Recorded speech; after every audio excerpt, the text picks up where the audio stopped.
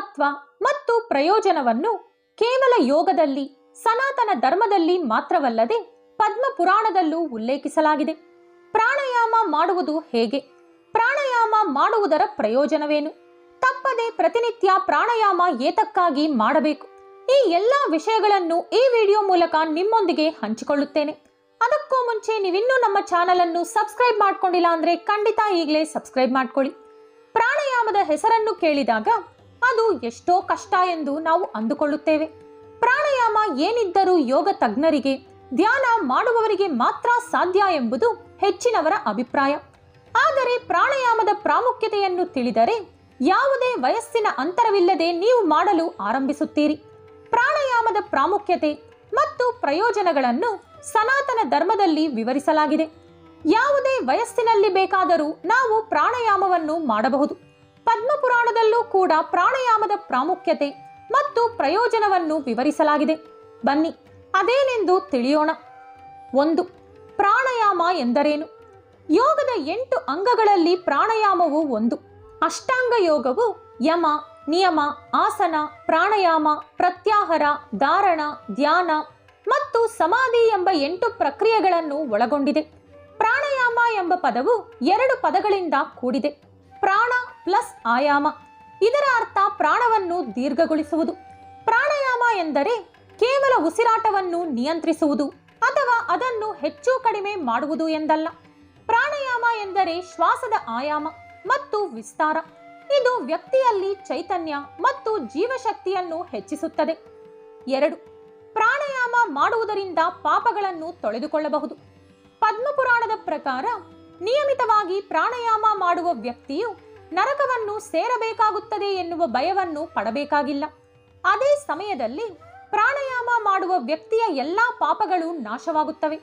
16 ಪ್ರಾಣಾಯಾಮಗಳನ್ನು ನಿಯಮಿತವಾಗಿ ನಡೆಸಿದರೆ ಆ ವ್ಯಕ್ತಿಯು ವ್ಯಕ್ತಿಗತವಾದ ಬ್ರಹ್ಮಗತಿಯನ್ನು ಪವಿತ್ರಗೊಳಿಸುತ್ತಾನೆ ಎಂದು ಗುರುತಿಸಲಾಗಿದೆ. ಅಷ್ಟು ಮಾತ್ರವಲ್ಲದೆ ಇದು ಪುಣ್ಯವನ್ನು ಸಹ ನೀಡುತ್ತದೆ ಮತ್ತು ಸಾವಿರಾರು ವರ್ಷಗಳಿಂದ ಗೋದಾನ ಮಾಡಿದಷ್ಟು ಪುಣ್ಯವನ್ನು ಇದರಿಂದ ಪಡೆದುಕೊಳ್ಳಬಹುದು. ಪ್ರಾಣಾಯಾಮದ ಶಕ್ತಿಯಿಂದ ಆ ವ್ಯಕ್ತಿಯು ತನ್ನ ಎಲ್ಲಾ ಪಾಪಗಳನ್ನು ಒಂದೇ ಕ್ಷಣದಲ್ಲಿ ನಾಶಪಡಿಸಬಹುದು. 3. ಪ್ರಾಣಾಯಾಮಕ್ಕೆ ಯೋಗದಲ್ಲಿ ಎಂತಹ ಸ್ಥಾನವಿದೆ? ಪ್ರಾಣಾಯಾಮವು ಯೋಗದಲ್ಲಿ ಬಹಳ ಮುಖ್ಯವಾದ ಸ್ಥಾನವನ್ನು ಹೊಂದಿದೆ. ಆದಿಶಂಕರಾಚಾರ್ಯರು ಶ್ವೇತಾಶ್ವತರ ಉಪನಿಷತ್ತಿನ ತಮ್ಮ ವ್ಯಾಖ್ಯಾನದಲ್ಲಿ ಪ್ರಾಣಾಯಾಮದಿಂದ ಯಾರು ತನ್ನ ಮನಸ್ಸಿನ ಕೊಳೆಯನ್ನು ತೊಳೆದುಕೊಳ್ಳುತ್ತಾರೋ ಅವರ ಮನಸ್ಸು ಬ್ರಹ್ಮನಲ್ಲಿ ಸ್ಥಿರವಾಗಿರುತ್ತದೆ ಎಂದು ಹೇಳಿದ್ದಾರೆ. ಪ್ರಾಣಾಯಾಮದ ಬಗ್ಗೆ ಧರ್ಮ ಗ್ರಂಥಗಳಲ್ಲೂ ಉಲ್ಲೇಖಿಸಲಾಗಿದೆ. ಸ್ವಾಮಿ ವಿವೇಕಾನಂದರು ಪ್ರಾಣಾಯಾಮವನ್ನು ಕುರಿತು, ನೀವು ಪ್ರಾಣಾಯಾಮದಲ್ಲಿ ಪರಿಪೂರ್ಣವಾಗಿದ್ದರೆ ಅದು ನಿಮಗೆ ಶಾಶ್ವತ ಶಕ್ತಿಯ ಬಾಗಿಲು ತೆರೆದಂತೆ ಎಂದು ಹೇಳಿದ್ದಾರೆ. ಯಾರು ಪ್ರಾಣಾಯಾಮದಲ್ಲಿ ಯಶಸ್ಸನ್ನು ಪಡೆದಿರುತ್ತಾರೋ ಅವರು ತಮ್ಮ ಆತ್ಮವನ್ನು ಗೆದ್ದಿರುತ್ತಾರೆ. ಪ್ರಕೃತಿಯನ್ನು ವಶಪಡಿಸಿಕೊಳ್ಳುವ ಶಕ್ತಿಯನ್ನು ಪಡೆಯುವುದೇ ಪ್ರಾಣಾಯಾಮ ಅಭ್ಯಾಸದ ಗುರಿಯಾಗಿದೆ. 4.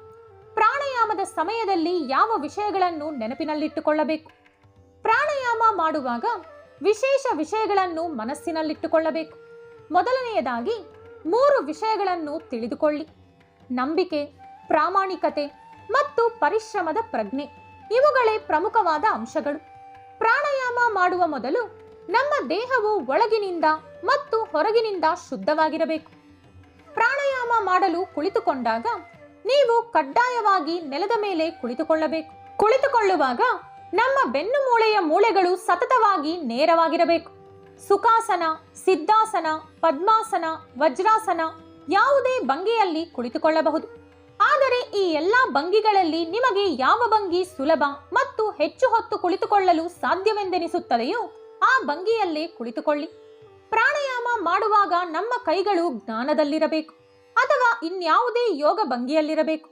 ಪ್ರಾಣಾಯಾಮ ಮಾಡುವಾಗ ನಮ್ಮ ದೇಹದಲ್ಲಿ ಎಲ್ಲಿಯೂ ಯಾವುದೇ ರೀತಿಯ ಉದ್ವೇಗ ಇರಬಾರದು. ನೀವು ಒತ್ತಡದಲ್ಲಿ ಪ್ರಾಣಾಯಾಮ ಮಾಡಿದರೆ ಅದರಿಂದ ಪ್ರಯೋಜನ ಸಿಗುವುದಿಲ್ಲ. ಪ್ರಾಣಾಯಾಮ ಮಾಡುವಾಗ ನಿಮ್ಮ ಶಕ್ತಿಯನ್ನು ಅತಿಕ್ರಮಿಸಬಾರದು. ಪ್ರತಿ ಉಸಿರಾಟವನ್ನು ಸಂಪೂರ್ಣವಾಗಿ ವಿಶ್ರಾಂತಿ ಸ್ಥಿತಿಯಲ್ಲಿ ಹೊರಗೆ ಮತ್ತು ಒಳಗೆ ತೆಗೆದುಕೊಳ್ಳಬೇಕು. ಅಧಿಕ ರಕ್ತದೊತ್ತಡ ಇರುವವರು ತಮ್ಮ ರಕ್ತದೊತ್ತಡ ಸಾಮಾನ್ಯವಾದ ನಂತರವೇ ನಿಧಾನವಾಗಿ ಪ್ರಾಣಾಯಾಮ ಶುರು ಮಾಡಬೇಕು. ಪ್ರತಿ ಉಸಿರಿನೊಂದಿಗೆ ನಿಮ್ಮ ಮನಸ್ಸಿನಲ್ಲಿ ಓಂ ಎಂದು ಜಪಿಸಿದರೆ ಇನ್ನೂ ಉತ್ತಮ ಫಲಿತಾಂಶ ದೊರಕುತ್ತದೆ. ಮೊದಮೊದಲು ಪ್ರಾಣಾಯಾಮ ಮಾಡಲು ಬಯಸುವವರು ಖಂಡಿತ ಯಾರಾದರೂ ಗುರುವಿನ ಬಳಿ 1 ತಿಂಗಳ ಕಾಲ ಅಭ್ಯಾಸ ಮಾಡಿ ತದನಂತರ ನೀವು ಮನೆಯಲ್ಲಿ ಅಭ್ಯಾಸ ಮಾಡಿದರೆ ಉತ್ತಮ. ಪ್ರಾಣಾಯಾಮಕ್ಕೆ ವಯಸ್ಸಿನ ಅಂತರವಿಲ್ಲ. ಪುಟ್ಟ ಮಕ್ಕಳಿಂದ ವೃದ್ಧರವರೆಗೂ ಇದನ್ನು ಅಭ್ಯಾಸ ಮಾಡಬಹುದು. ಇದೇ ಸ್ನೇಹಿತರೆ, ಪ್ರಾಣಾಯಾಮದ ಕುರಿತು ನಮ್ಮ ಪುರಾಣಗಳು ಹೇಳುವಂತಹ ವಿಷಯಗಳು. ನೀವು ಸಹ ಖಂಡಿತ ಆದಷ್ಟು ಬೇಗ ಪ್ರಾಣಾಯಾಮ ಪ್ರಾರಂಭಿಸಿ ಉತ್ತಮ ಆರೋಗ್ಯ ಮತ್ತು ಶಕ್ತಿ ಗಳಿಸಿಕೊಳ್ಳಿ. ಈ ವಿಡಿಯೋ ನಿಮಗಿಷ್ಟವಾದಲ್ಲಿ ಲೈಕ್ ಹಾಗೂ ಶೇರ್ ಮಾಡಿ. ಇನ್ನೂ ಈ ರೀತಿಯಾದ ಕುತೂಹಲಕಾರಿ ಮಾಹಿತಿಗಳಿಗಾಗಿ ತಪ್ಪದೇ ನಮ್ಮ ಚಾನೆಲ್ ಸಬ್ಸ್ಕ್ರೈಬ್ ಮಾಡಿಕೊಳ್ಳಿ. ಮತ್ತೊಂದು ಆಸಕ್ತಿಕರ ವಿಷಯದೊಂದಿಗೆ ಪುನಃ ಭೇಟಿಯಾಗೋಣ. ಧನ್ಯವಾದಗಳು.